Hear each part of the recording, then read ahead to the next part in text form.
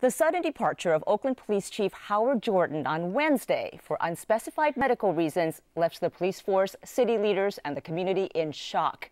Today, just 48 hours later, Jordan's replacement stepped down and another chief, the third in 3 days, was named. Mathai, what happened today and how is the city reacting to all of this turbulence at the top? Well, what happened today is largely the result of a court order that Oakland has been struggling with for over a decade. And there was an abuse scandal in 2000, and that led to a series of reforms that the city has been unable to comply with for years now. And there's a compliance director that was appointed by the court in March who has tremendous power to fire, even to fire the chief. And the speculation is that he had a heavy influence on both not only having the chief leave, but also the creation of these, putting in these new chiefs in today. The appointed person you're talking about, Thomas Frazier. Yes.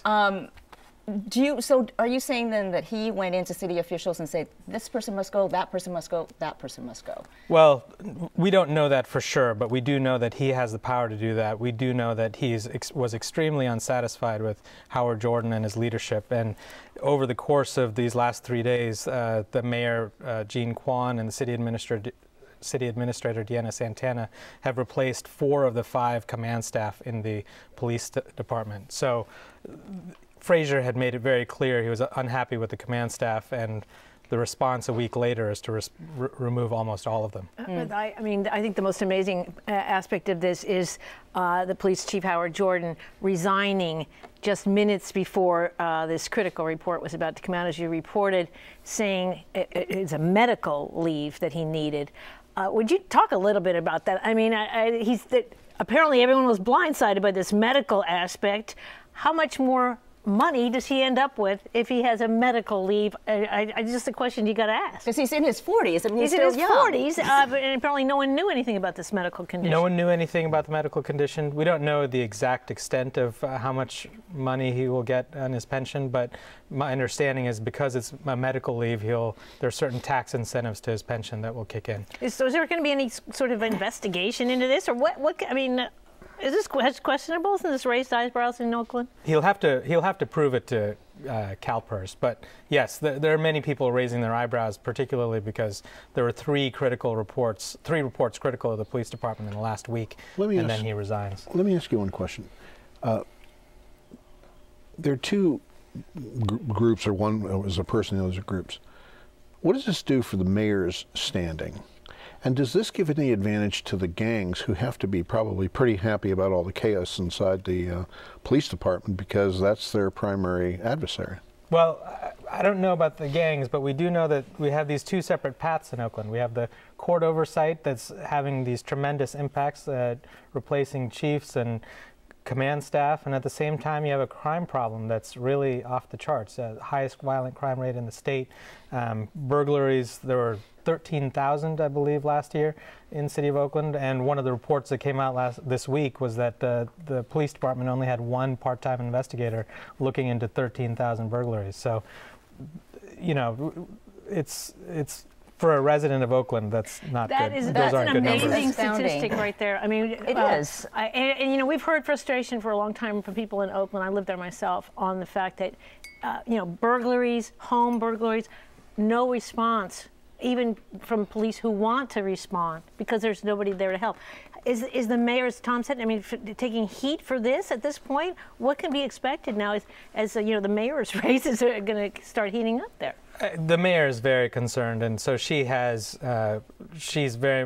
pushed for increased police academies. She's pushing for hiring of more civilians. She's very much aware that she has to change the discussion about crime in the months and the year to come, for sure, before she runs for re-election next year. Let's talk about the residents of Oakland as well, because I mean, this is like blow after blow after blow. What a week for Oakland, and this is on top of the staggering statistics that have come out. I mean, the city had 131 homicides last year, the most since 2006. Robberies jumped 29% last year. Burglaries 43%. It has the highest robbery rate of any major city in the nation.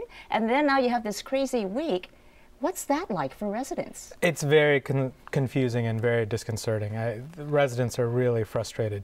I see it on the email listservs. I see it in discussions on the street. It's you know, for many residents, what the court does isn't necessarily their issue. They just want a police officer to show up at their house when there's a burglary, or at least a evidence technician. But, you know, there's these two different paths. I think most residents don't necessarily care about what's happening with the court, but they do very much care about how crime is handled.